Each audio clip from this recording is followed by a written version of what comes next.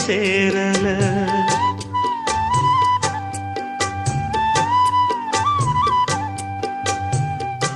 ஆளான நாளிலிருந்து ஆசையும் வச்சா மாறல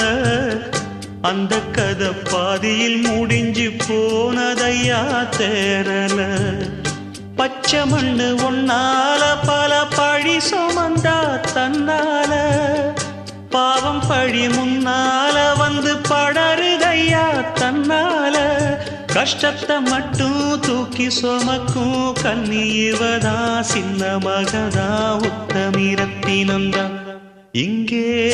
மானமுள்ள பொண்ணு ஒண்ண மனந்துடிக்க விட்டாக மறுதலிக்க வச்சாக